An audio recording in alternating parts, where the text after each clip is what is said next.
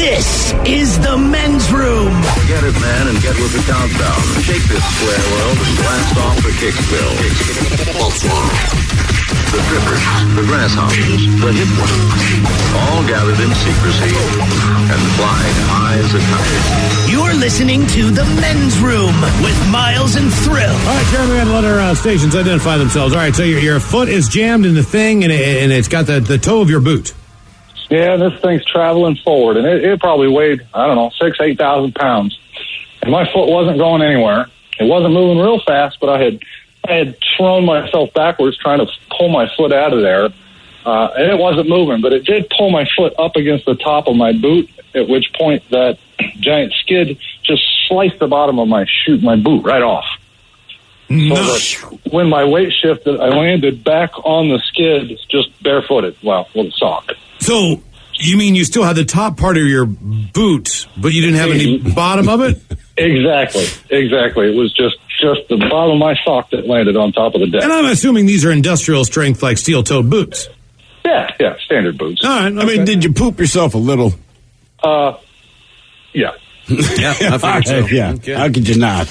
What happened with your shoes? 844-999-OLA. Hey, getting your foot caught in anything is just terrible. It's very, very terrifying. Hello, Dan. Welcome to the men's room.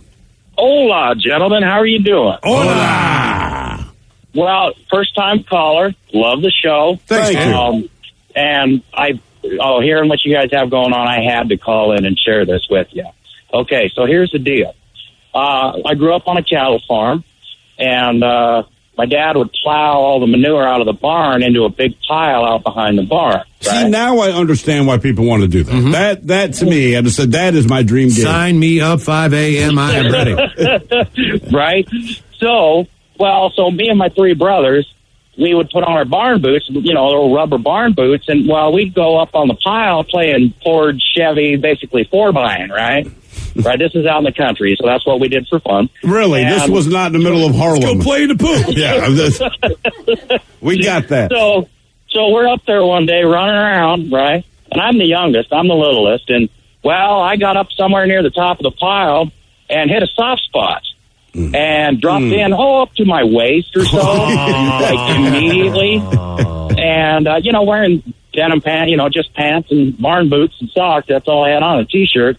Well, my brothers, so helpful, laughed so hard, and they didn't even lift a finger to try and help me get out of there.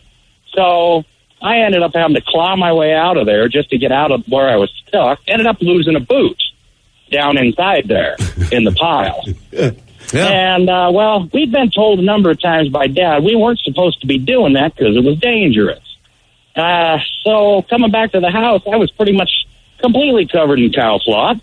And when he came out and saw us and realized what was going on, he didn't spank me. Oh, no. My punishment was to go dig the boot back out and get it. How long did it take you to find that boot? Oh, I don't know, 10, 15 minutes of digging and poking and prodding, and, yeah. What do you do now? I'm actually an inspector in aerospace.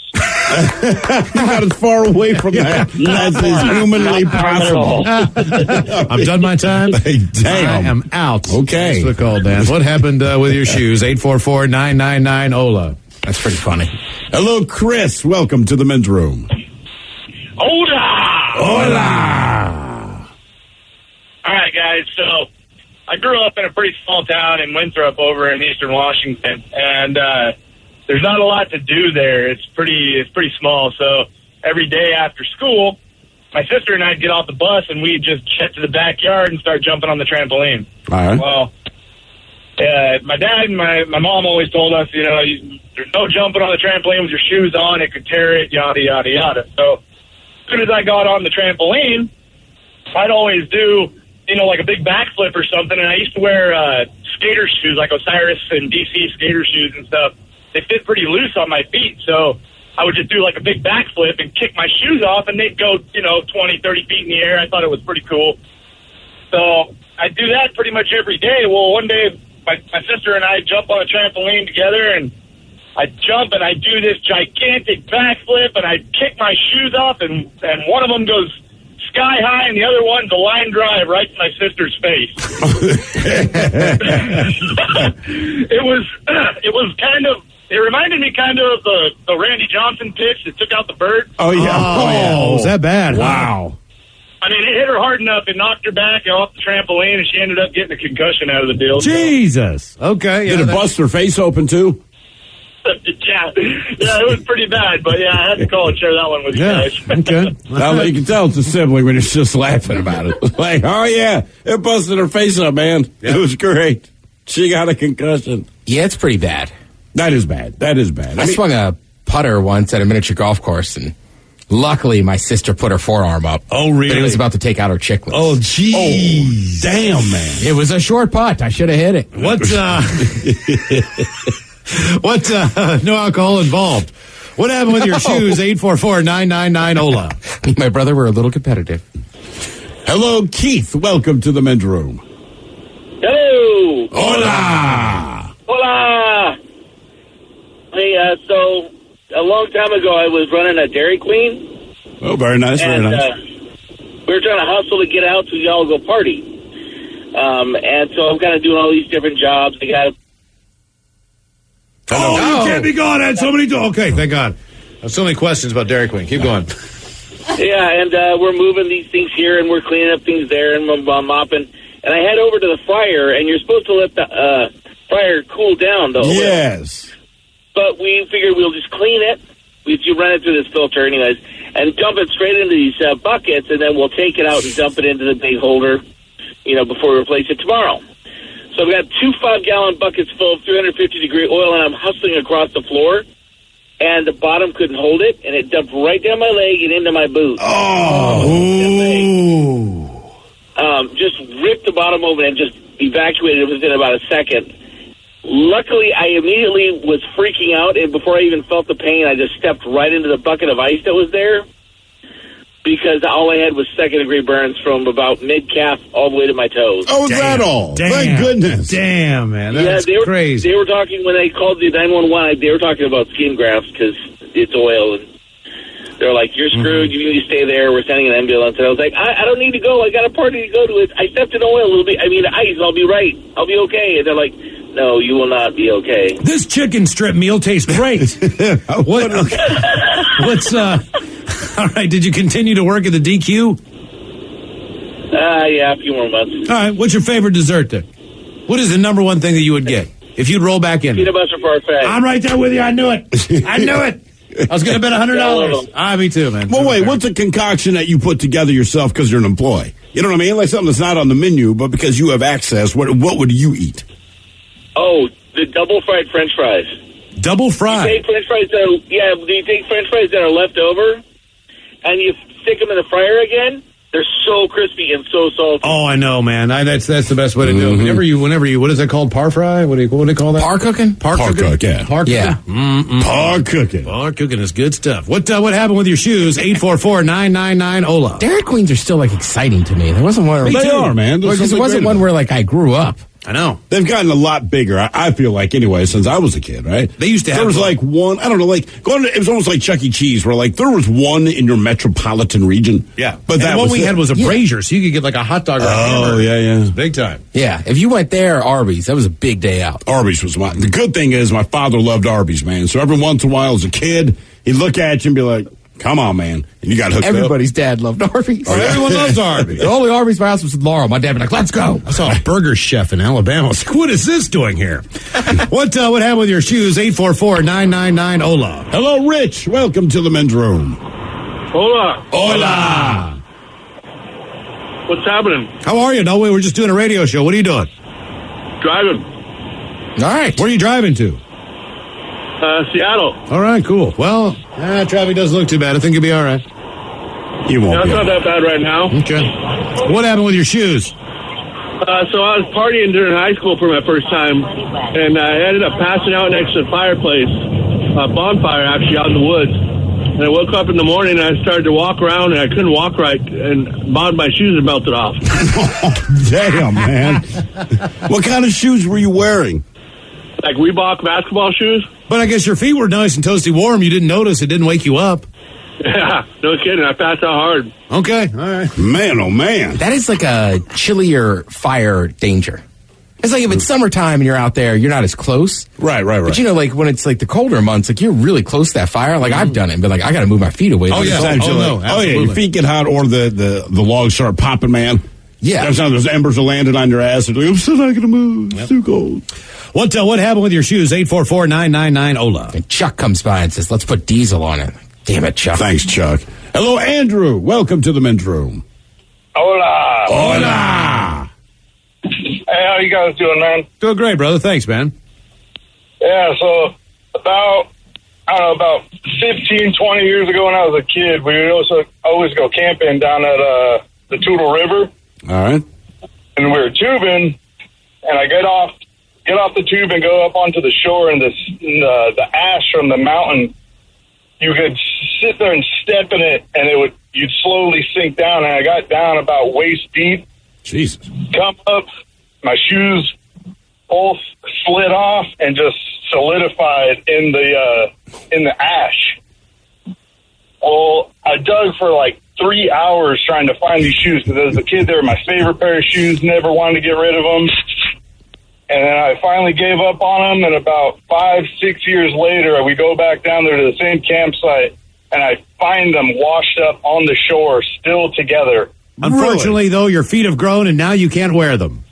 Exactly, right? So I just threw them in the bonfire we had that night. Yeah, I think you got to kept those, man. Yeah. Oh, yeah. Damn. I remember my stepfather taking me to the shoe store when I was a kid. That's one thing I'll always remember about the shoes. And he would always get the guy to measure my feet. Oh, that thing, yeah. And I'd do it, and he'd be like, all right, you're a 10. I'm like, I'm a 10. You know what I mean? Like, and my stepfather, Dan, would go like, get him an 11. Yeah, I'm not doing this again. You can never get the size shoes that you're like, no. I'm going to guess 11. Until your feet stop growing, dude. That's 6 months, 7 months. Everything's a clown shoe. What happened with your shoes? Emails coming up from the men's room at mensroomlive.com. You are listening to the Men's Room Radio Network. This is the Men's Room with Miles and Thrill.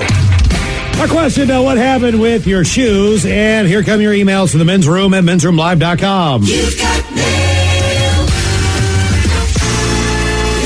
A few from today, years ago, guys. I was going on a hike to Mount Persis with my dad. I had just outgrown my hiking boots.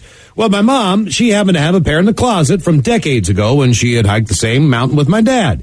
As it turns out, rubber decays over time, and by the time I got to the very top of the mountain, the soles had completely become removed from the bottom of the shoes. It was their first and last hike. Guys, during the 80s, I was in the Marines and deployed on a Westpac for 6 months. One stop was the Philippines. I saw a dude making a pair of snakeskin boots. Looked effing cool. I asked, how much for the custom-made boots? He said, $50 or $30 and your Nike running shoes. Done deal. He drew an outline of my feet and told me to come back in a few hours. I picked up my boots after many beers, and they looked hot. Handed over the $30 and my running shoes. Good to go, right? No. The next day, the gunny had PT to sweat the booze out of us. I had to stand in formation in shorts, a T-shirt, and a sweet pair of boots.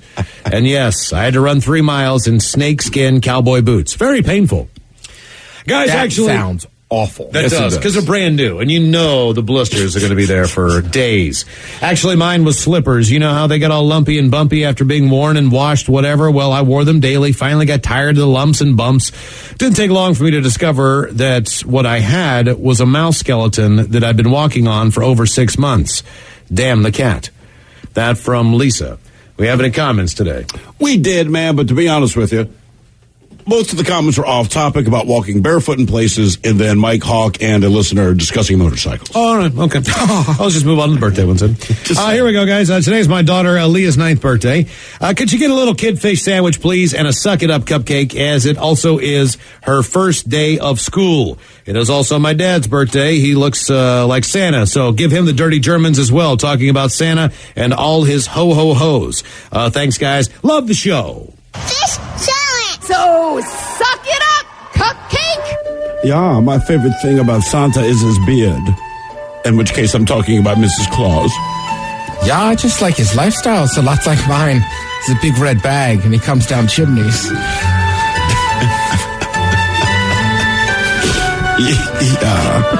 Ruins holiday. I want to. It's awful smoky in the I want to fireplace. congratulate my grandson on his 18th trip around the sun. Men's room is our guilty pleasure as we listen while running errands after school. How about a big old Leroy Jenkins and some wedding puke? Love you, Jaden. That from your bad influence grandma. Let's do this. Leroy Jenkins. Greetings and salutations. It's my 35th today. Was wondering if I could get a big old long bong rip and maybe a classic original fish sandwich. Thanks, guys. That from Daniel. Fish sandwich.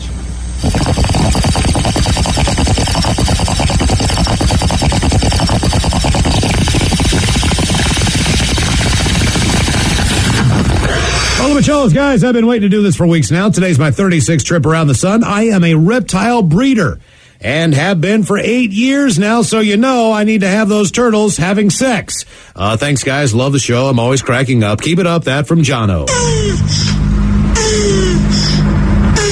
Hoping for a birthday shout out to the best a-hole neighbor a guy could have. Yes, Tony, I'm talking about you.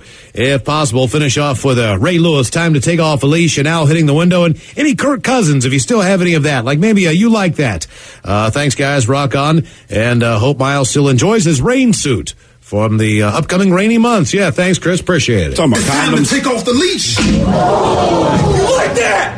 You like Yeah, a ton of magnums. By the way, it turned out they did not like that from Kirk Cousins. They did not at all. They did not like that. Bitches, it's my birthday, and I know my girlfriend will forget to write in, so I'm doing this on my own. Can I get thrilled doing some shotgun gits? And maybe Mike doing his Betty bought a bit of baby batter bit. Thanks, guys. That from Wolfgang. Get! Betty bought some butter, but she said this butter bitter. If I put it in my batter, make my batter bitter. So she bought a bit of better butter, put it in her bitter batter, made her bitter batter better. So just better Betty bought a bit of better butter. Okay. Yeah, you already had your auction chops on today. You know what I mean? You're already in the zone. Then. Yeah, man. I would like to wish my former boss, Jeff Nelson, a happy birthday. He's going to the Hawks-Bronco games in Denver. I'd like to request the Dirty Germans. Thanks, guys. That from Stevie, the Packers fan. Yeah, I bet you are a Packers fan. That's why you are such good friends. You should visit him for his birthday. Yeah, you're going to see these Hawks in Denver. It'll be a mile high, and I'll be inside. Yeah, we're bucking Broncos. Oh, barefoot. I hope Barrowman is there. Yeah, I let you ride horses. Oh, gentlemen, today I celebrate my 50th. Will you please give me an original fish sandwich, a suck-it-up cupcake, and a little girl fish sandwich? Thank you, guys. Appreciate it. That from the Seattle Girl. Fish sandwich. So, suck it up, cupcake. Fish sandwich. All right, guys, here you go. Happy, happy, happy birthday. Happy, happy, happy birthday. Happy, happy, happy birthday to you. Yeah, the Dirty Germans brought to you by Men's Room Original Sausage. Available through Uli's World Famous Sausage, mensroomlive.com, and other fine retailers. Schweinefleisch. Oh, boy, look at this one. This comes from Joplin, Missouri.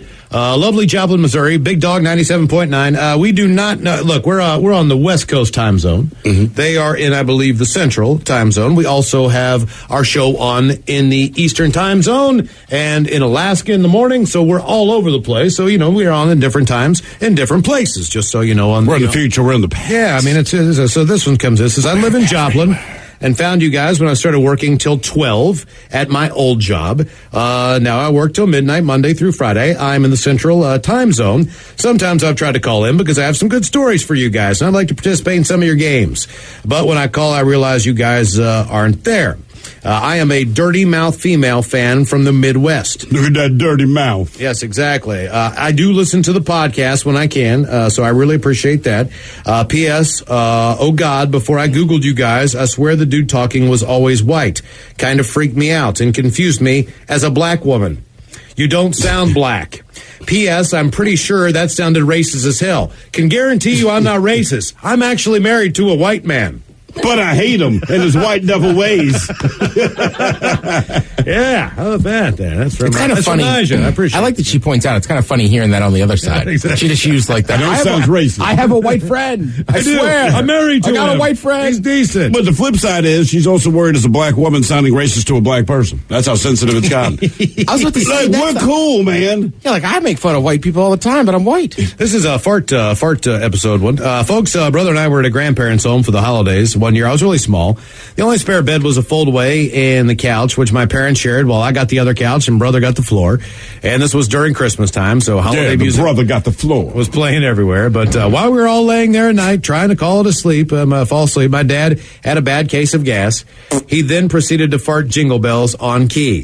The four of us broke out in laughter before finally getting asleep. Rock on that from Q. I actually have a fart version of Jingle Bells that I've had in here, but I'm only allowed to play 4 notes.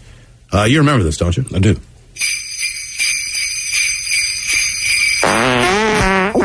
Okay, that last one sounded a little squirty. Merry Christmas. I had they're already playing Christmas music on the rock station. Heard fart bells. I think that's Bob Rivers. I'm not sure. Guys, I've been talking to this woman from Bangladesh for almost a year. I finally went to see her in person. Here's another fart story. As beautiful as she was over video call, she is like an actual angel in person. She'd only ever seen whatever I wanted her to see. That's the advantage of video, I guess. So I got there late at night, and we go immediately to the hotel. After a few hours, fall asleep. I guess after a 37-hour flight. Think about what guys do to get laid. After a 37-hour flight. Just to get laid. My muscles retaliated, and I woke up with the most violent leg cramps ever. I shoot up out of bed and start limping around the room. I'm so focused on working out the cramps, I can't hold these monster farts that are machine gunning out. So this is my first impression with this woman that I've fallen in love with over the past year. A 320-pound man, naked, cramp limping, and farting for about 5 to 10 minutes. Thanks, guys. That from Jeremy. Wait, is he still with the girl? We don't know. I don't know how that worked out. Yeah. Guys, last week I farted so hard in my sleep, I had to wake my wife up and change the sheets and take a shower. There's nothing like doing the oatmeal in your bed. MASH, that is not a fart. Right, I hate to tell you that, buddy. You did not fart in your bed. When stuff comes out, that's exactly. poop. When you got to change the sheets, my man, that is not a fart. There's a big difference. Huge difference. Here's more fart stories. Guys, let me ask you a question. What's worse? Slipping on a fart in the bed or slipping on a fart you've just showered and the underwear are brand clean? Oh, yeah, making a bed's a pain in the butt. Maybe the bed, or in the shower. Yeah. All right. Because, it's annoying, but I can just hop back in the shower and get the moisture off my butt. Another fart story, guys. I was living in New Mexico. I was a correctional officer. A few of us were in the control center for the housing unit. I let out a long, silent, and hot fart. Was it hot? I was right next to the entrance, which meant the exit was ground zero for these poor souls. The fart was so stinky. They had their faces planted through the gas ports, which would have been used to throw out gas cans for unruly inmates. I am laughing and almost fell down the stairs from laughter while they're all cussing me out. That from Chris. Wow. Yeah, and what else? One more. Guys, I work for a small police department as a dispatcher. There's only 5 of us one day for us, swing and grave shift, and 2 on relief, on-call people to cover absences. Bathroom breaks and food breaks are usually non-existent, and we're taught to limit our liquid food intake because there's only one of us each shift to dispatch police at all times. Now, because this agency is small, not a lot of activity happens, so running to the bathroom is usually not an issue. You just have to alert the officers that you'll be away from the mic just for a minute. So I was working the swing shift and came into horrific smells and found my coworker sweating her ever-loving ass off, breathing heavily, and typing at the speed of light. After everything had calmed down, she explained that our agency was unexpectedly assisting SWAT with a takedown in our jurisdiction. She went on to say that she made the mistake of eating Mexican food the night before and also has a chronic condition that if she gets stressed out enough, she has uncontrollable flatulence. She never apologized, but wanted to still explain the stress that Mexican food induced the smells that came from the darkness inside of her. When I get stressed, I fart. Needless to say, she called out the next day claiming she needed her body to recover. We never questioned her. It only took until graveyard shift that night for the smell to finally go away. Damn. Much love and happy trails. That from the Mad Dispatcher. All right, still to come on the program, we will drink and toast with a shot of the day, but first... Now, the men's room wants to know... Who sucks less? Yay, time for Who Sucks Less. Stephen Throwhill, you bring us 3 stories each week from the news. It's up to us to determine which of these 3 stories suck the least. Now, if you like the Men's Room on Facebook or you follow us there on Twitter at Men's Room Live, the debate is already underway on Who Sucks Less. Yes, indeed, and bear with me, I have the hiccups. But, as always, 3 stories. In this case, we have a 9-year-old kid. He's more the victim in this case. That's in North Carolina. He'll be competing with a guy in Minnesota who, let's just say, he's a little impatient. And finally, just remember, just because someone has a seeing eye dog doesn't mean they're an okay person. That's how we're going to line this up. So let's start in North Carolina, where deputies there, they're seeking a teenager who robbed a 9-year-old while the 9-year-old was attending his lemonade stand. At gunpoint. Oh, geez.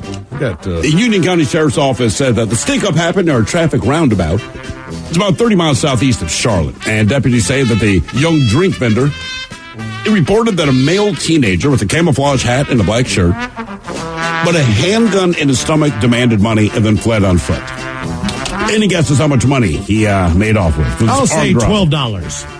Oh, come on. 20. 20? Yeah, $20. $20. Okay, well, maybe been there for a while. All right, let's go to Minnesota. In this case, a man was arrested after picking up an 8-year-old boy that was not his and throwing him off of a water slide platform, and the child then fell more than 30 feet. Did he go down the slide? He threw him off the platform. He didn't push him down the slide. He threw him off the platform. Dang. Now, the incident happened at the Apple Valley Aquatic Center. It's outside of Minneapolis, but according to a witness, there was no argument. There was no pushing, no shoving, no words exchanged. Just this guy walking up and throwing the kid off the top. Police said that the 8-year-old Roman Adams, he admitted to police that he pushed the boy. He said that he was upset because the line was taking too long. He was, in fact, arrested. Wow. Didn't say anything to the kids. Is the kid okay? Do we know? He had to go to the hospital. He will be okay, but a few broken bones, yeah. All right. And now the Guide Dogs for the Blind Association, they took action against an unnamed man after complaints that he shouted and abused and punched a black Labrador retriever near a public park. This is his dog, by the way. The partially sighted attacker and his partner were playing fetch with the guide dog and his other black Labrador. The man told one of his dogs to fetch a tennis ball, which is being thrown by his wife. He told the other dog, a seeing eye dog, to stay. But instead, they both went to fetch the ball. According to a witness there, they said that who wants to remain anonymous. They said at that point he started punching the dog and admonishing the dog for taking off without his permission. And he had his dog taken away as a result. So those are your 3 stories. 9-year-old kid held up at gunpoint to give up $20 from a lemonade stand. Guy in Minnesota throws an 8-year-old kid off of a water slide. And a blind man beats the hell out of his dog. Oh. These are tough. These are tough. It is tough. They figure out which one sucks the least is tough ones. I mean, they're not the worst stories in the world. Thank God everybody's alive. Everyone's alive. As far as we know, the dog getting punched in the face 10 times is ridiculous. I might just have to say that that's the worst because it was physical violence. Right. So in my mind... The other dude threw a kid off a platform. You have kids? No. Yeah, I do. I was like, no. Yeah, I have 2 of them. I'm like, I get it, Ryan. You can't do it, but that was for all of us. I mean, I didn't pay him. I think that counts as physical violence. It is physical violence. Right. It is physical violence. You're right. And threatening someone with a gun. Okay, good point. I'll go with, but the problem is I think that kid, when you put a gun to a kid's stomach who's 9 years old, that's never going to leave his mind. He's always going to remember. Right. So, like, that's, but then again, you get pushed off a 31-foot water platform, no, not pushed. Picked up and thrown. Yeah. See, I think the Minnesota guy that threw the kid off the thing, I think that's the worst. And then number 2, I would say the blind guy beating up his dog. Mm-hmm. Now, the only reason I'm picking... So, the dude who sucks the least is the kid who held up the 9-year-old at gunpoint. Right, because it's like... Right, that's what I'm hearing. But who do I think sucks the least? And I'm going to take the guy that robbed the kid of lemonade money. Hear me out? Okay. No, I just want to repeat in case you're just tuning in. Ted supports a man who held up a 9-year-old kid at gunpoint with lemonade stand. All I'm saying is, when I went to school, you had to sell chocolate bars. Mm-hmm. And my brother got robbed at gunpoint. He did. At a metro station.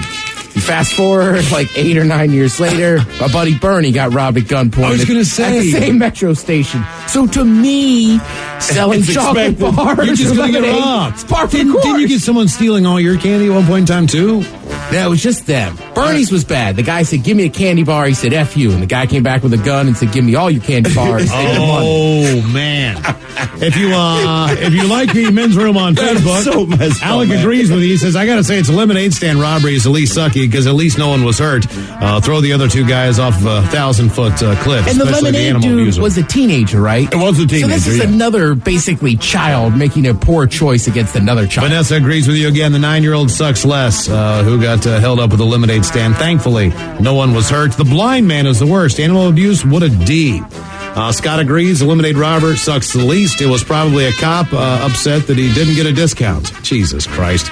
And Diego says, I cannot believe. Hey, the comments are there. We're just waiting as they come in, man. We're not going to. I cannot believe this, but the armed bandit sucks the least. No physical trauma at all. That from Diego. The debate continues on who sucks less. If you like the Men's Room on Facebook, or you follow us on Twitter at Men's Room Live. All right, still to come, we're going to drink and toast with a shot of the day. What you don't need to know, the Hollywood edition, coming up next. You are listening to the Men's Room Radio Network. Hola, bitch, hola. You have entered the Men's Room. A round of a profile that's coming up, and we'll drink and toast with a shot of the day, but first. We're full of useless information, and you have far too many brain cells not to let us kill a few. So lend an ear while the Men's Room shares what you don't need to know. All right, so today on What You Don't Need to Know, obviously when Hollywood makes a movie, sometimes as it goes either across the pond, one side or the other, it gets lost in translation. And that really depends on languages, countries, and whether they can relate to the title one way or another. For an example, in China, they don't believe in ghosts. So the idea of any kind of movie with ghosts involved in it, they don't even know what it is. So what would you call the movie? Ghost? You wouldn't. You'd have to call it something completely different. She's talking to a dead man. Who died? That's exactly right. He died, right? He did. Talking to a dead man. So I'm going to give you guys some of the titles that have been changed. We'll see if you guys can guess the movie as we know it by the American title. All right, let's... what country are we going to? Let's go to... Bring your passport, Ted. Okay. I have one. Let's go to Denmark. This is a pretty easy one. I'll start you guys out easy. The name of the movie is The Boy Who Drowned in the Chocolate Sauce. Willy Wonka. Willy Wonka, that's exactly right. Willy Wonka. All right, okay, here's a weird one for you. Would you want to go see a movie called The Boy Who Drowned in the Chocolate? This is from Israel, all right? All right. The movie is called It's Raining Falafel. It's Raining Falafel. It's raining meatballs. A chance of meatballs. Right. And the reason is the Hebrew title swapped out meatballs for falafel because they don't know what meatballs are. And the only thing that looks like those fried balls would be falafel. I don't know that It's part a of raining falafel. Okay. Yeah. All right, here's one. This one comes our way from Russia. The name of the movie is My Boyfriend. My Boyfriend is Psycho. My Boyfriend is a Psycho. Boyfriend is Psycho. Mm-hmm. What are you thinking, Robin? I think I might have thought... I don't remember exact. I think she was the killer. It's not I Married an Axe Murderer. See, that's what I was thinking. How about Fear? Wait, hang on. My boyfriend was a psycho. Mm-hmm. My boyfriend is a psycho. My boyfriend. Is that the Mark Wahlberg one? Yeah, Fear's the one with Mark Wahlberg. That one's way too creepy. This one is actually the name of Silver Linings Playbook in Russia. Oh yeah. Here's one. Okay. I think you're never going to get it, but it's all right. It's a pretty good one. I'm drunk and you're a prostitute. Oh, Pretty Woman. Pretty Woman. You would think that was it. Actually, it's the Japanese version of Leaving Las Vegas with Nicolas Cage and Elizabeth Shue, the one he won. He was drunk. She was a prostitute, and that's what they named it in Japan. Beautiful, man. Okay. Romance ain't that. He's a drunk man. She's a hooker. In France, this one was called Mom, I Missed the Plane. Mom, I Missed the Plane. Very famous Christmas movie. Oh, Home Alone. Home Alone. That's exactly right. They blamed Kevin. In France, they blamed Kevin. What happened in the second one when they went to France? I don't know, Mom. I missed it. Well, he was being a little douche. Mm-hmm. All right, how about this one? The Incredible Journey in a Crazy Plane. The Incredible Journey in a Crazy Plane. Castaway. The working title of this, by the way, in actual film production here in the United States was Kentucky Fried Airplane. Airplane. The movie was just Airplane. You say Soul Plane. I did. Ted, I'm sorry. I am so sorry. Kentucky Fried. I am so sorry. And you were so quick. You were so quick and confident. See, that's the part. Oh, no doubt. It is Soul Plane. Oh, my bad. And damn. I love Kevin Hart. That's right. How about Superpower Dare Die Team? This was in China. Superpower Dare Die Team. Suicide Squad. This would be the Ghostbusters reboot with Melissa McCarthy, Kristen Wiig, and Leslie Jones, believe it or not. Because in China, they forbid movies that promote cults or superstition. That would be part of that ghost thing. Where it's why would you even release the movie? They did it again. Here's another one. Here, and this is worse. He's a ghost. They just called it He's a Ghost in China. Ghost? The Sixth Sense. Oh, well, that's the point of the movie. You don't know till the end. Exactly. They gave away the movie at the very beginning. One of the greatest twist endings of all time, right? They just punted it with Guys from Soul say it's Kevin Spacey. That's what we named the movie. And how about this one? The War of the Stars. War of the World. Star Wars. Star Wars. That's the French title for Star Wars. Also in Spanish, it was the War of the Galaxies. That title isn't the only thing that got a major switch in translation. In Germany, the Millennium Falcon became the Speeding Falcon.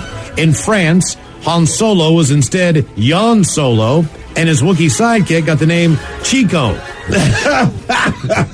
Their ship, Chico, the Millennium Condor. Oh, wow. True. There you go on what you don't need to know. All right, Wobbin, we made you drinking time. Somebody out there deserves to be recognized. And the men's room knows just who it is. So to you, we say, bottoms up, sailor.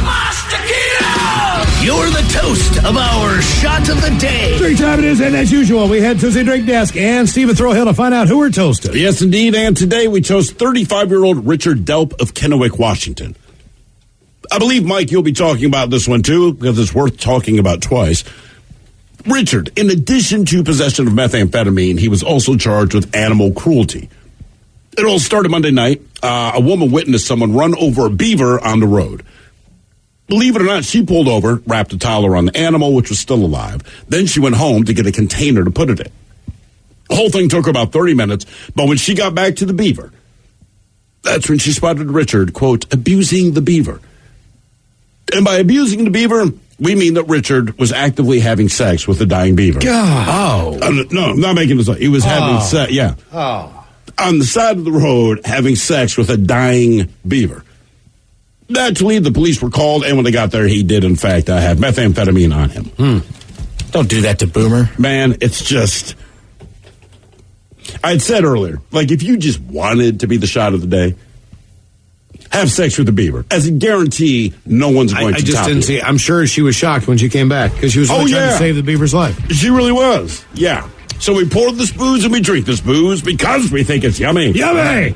With the tongue and down the throat to party in our tummies. Down the hola, bitchola. Let's get to caller 9 on line for a little profile this. 844-999-OLA.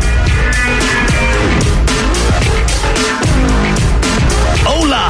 The shenanigans continue on the Men's Room Radio Network.